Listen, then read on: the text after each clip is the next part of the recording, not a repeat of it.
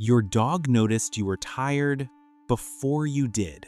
Not because you said anything, not because you cried. You were just sitting there staring at nothing, and your dog walked over, sat down beside you, and didn't move. No words, no questions, just presence.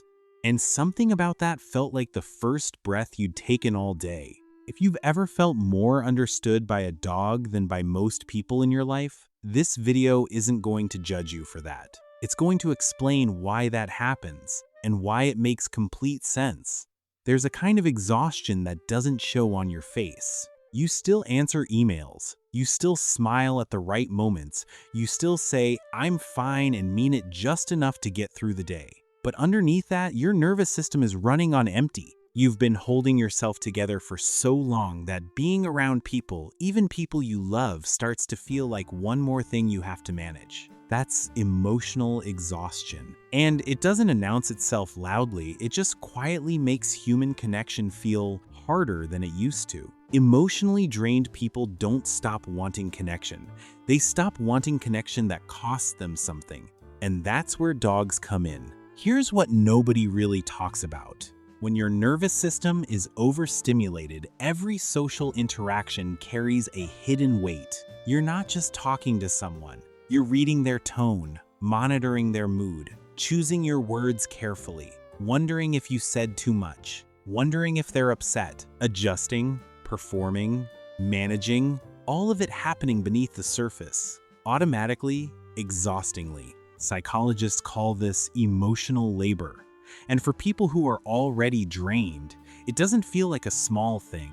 It feels like the thing that tips them over the edge at the end of a long day. Dogs don't require any of it. Your dog isn't monitoring your tone. Your dog isn't waiting for you to say the right thing.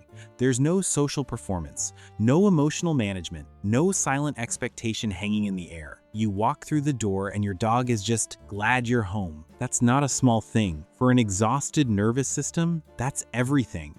There's a concept in psychology called a safe attachment figure, someone whose presence makes your nervous system calm down rather than rev up. Someone you don't have to perform for. Someone whose response to you feels predictable, warm, and unconditional. For a lot of emotionally drained people, their dog is that figure. And the brain responds to that safety in a real physiological way. Cortisol, the stress hormone, drops. Oxytocin, the bonding hormone, rises. Your heart rate slows. Your breathing deepens. The tight knot in your chest loosens, just slightly. This isn't just emotional, it's biological. Your body knows when it's safe. Think about what it feels like when your dog rests their head on your lap. You didn't ask for it. You didn't do anything to earn it. They just decided right now, I'm going to be here with you, and something in you unclenches. That's your nervous system recognizing safety. But here's the part nobody tells you. It's not just about the calm. It's about being known without having to explain yourself. Emotionally exhausted people often carry a quiet loneliness that has nothing to do with being alone. They're surrounded by people. They have conversations. They show up. But somewhere in all of it, they feel unseen, like they're always translating themselves, always adapting, always one version behind who they actually are in this moment. Your dog sees you without the translation. They don't know the version of you that's professional and composed. They don't know the version that keeps it together. They know the version that comes home, takes off the mask, and sits on the floor in silence. And that's the version they love most. There's something quietly healing about being loved in your unperformed state. Watch what your dog actually does when you're struggling. They follow you room to room, not intrusively, just present, just checking. They sit near your feet when you're on a call, sensing something they can't name. They rest against your leg when you're reading, when you're quiet, when you're staring at the ceiling. They notice when your breathing changes. They position themselves in the doorway to watch you sleep.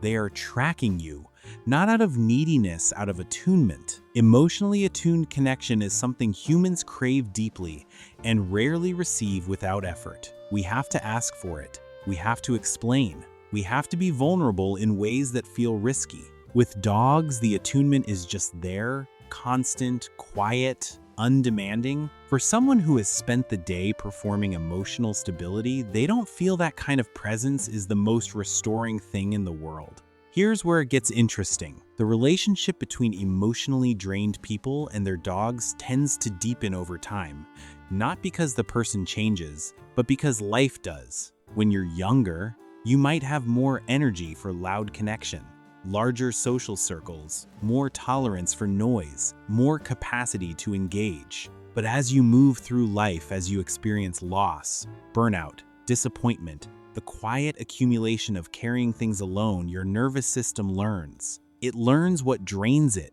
and what restores it. And for many people, somewhere along the way, the dog becomes more central, not as a replacement for human connection, but as a foundation for it. A quiet home base that makes the harder stuff bearable. The behavior doesn't mean you're broken. It means your nervous system has learned what actually helps. There's a metaphor that fits here. For emotionally drained people, a dog is like a familiar room. Not exciting, not stimulating, not asking anything of you, just known, just safe, just there. The kind of place where you don't have to explain who you are because the room already knows. Where you can be quiet and it doesn't feel like withdrawal. Where you can be sad and it doesn't require justification. People who are emotionally exhausted aren't looking for more stimulation. They're looking for less. They're looking for one relationship where they don't have to manage anything. Their dog is that room. Emotionally exhausted people don't always want advice. Sometimes they want someone to sit beside them and not need them to be okay yet. Humans, even the well-meaning ones, struggle with that. We want to fix, we want to respond, we want to say the right thing. Which means for the person who is tired, even comfort can start to feel like labor. Your dog doesn't want you to be okay yet. Your dog doesn't care if you were productive today. Doesn't care if you said the wrong thing, missed the workout, didn't respond to 3 messages, cried in the car on the way home. Your dog only cares that you came home. That kind of unconditional presence does something to a person who has spent the day being conditionally acceptable. It reminds them quietly that they are enough. Not their output, not their performance, just them here in this room right now. If you feel more emotionally connected to your dog than to most people in your life, you are not failing at being human. You are human.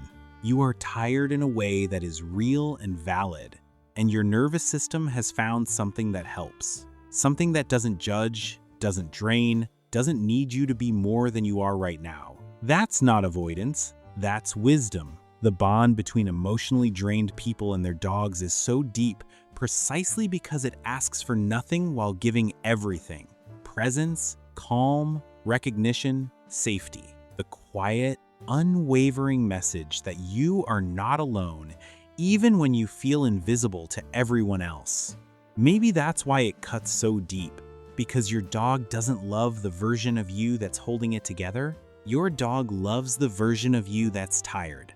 And for someone who has been holding it together for a very long time, being loved in the tired place feels like finally coming home.